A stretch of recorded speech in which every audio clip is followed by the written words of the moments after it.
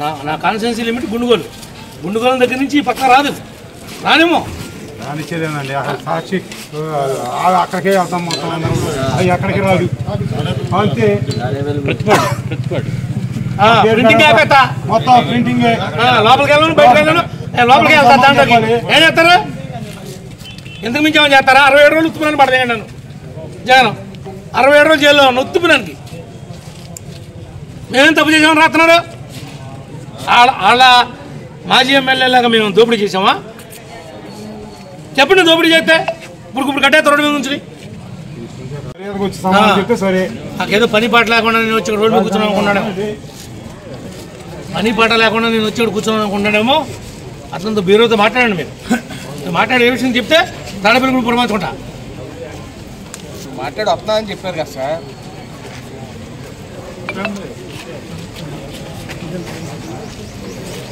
దేశ విదేశాల నుంచి ఏం జరిగిందో తెలియాలి కదా అందరికీ. మళ్ళీ అసలు నాది 1% కూడా తప్పు లేకుండా సాక్షి వాడు గడ్డి దించేశాడు ఈ పని విషయం తెలియాలి కదా. వాడేమి రాకోకుండా సమాధానం చెప్పుకోకుండా నేనేదో తెల్లబట్టలు వేసుకున్నానంటే ఊరుకుంటానా?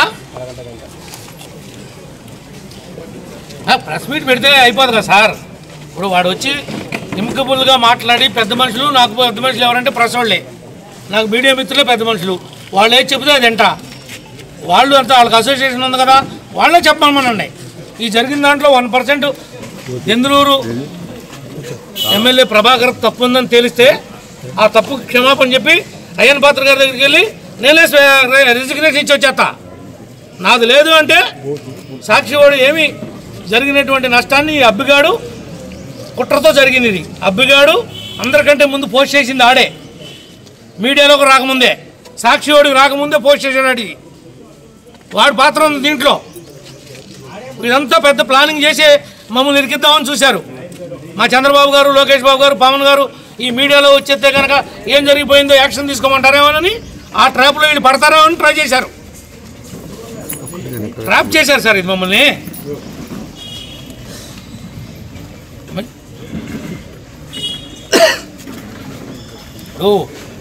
మేము కనీసం ఇంత మమ్మల్ని ఏ తప్పు లేకుండా అల్లరి చేస్తుంటే కూడా మేము రోడ్డు మీద రాకపోతే ఏం చేయం సార్?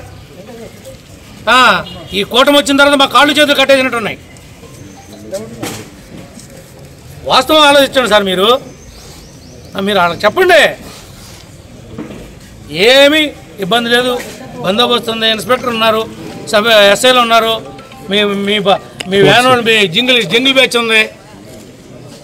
మేము ఎవరిని ఏమీ డిస్టర్బ్ చేసే ఉద్దేశం లేదు. ఈ రోడ్డు మీద కూడా దారి కూడా ఇచ్చి పంపిస్తున్నాం వస్తే.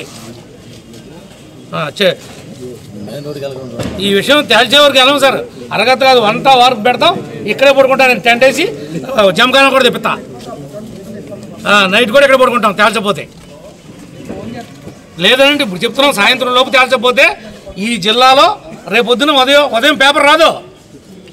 తాడిపల్లి కూడా మా జిల్లాకి ఎంటర్ అయితే రాబోతా. అక్కడ పేపర్నే రానేవును చెప్తున్నాను కదా.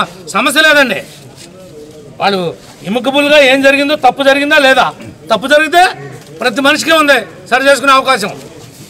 వాడు మమ్మల్ని మిస్యూజ్ చేశాడు, మాకు తప్పుడు సమాచారం ఇచ్చాడు, మేము పొరపాటును పడ్డామనే మాట వాడు మెన్షన్ చేయాలి. దాన్ని లేదా ఎందుకు ఊరుకుంటామండి? అట్లాగే సార్ మీరు చెప్పండి. పేపర్ కూడా రానివ్వండి. రేపు మన జిల్లాలో ప్రింట్ అవుతుంది. ఇది ఈస్ట్ గోదావరిలో ప్రింట్ అవుద్ది, ఏలూరు జిల్లాలో రానివ్వను. అట్లాగే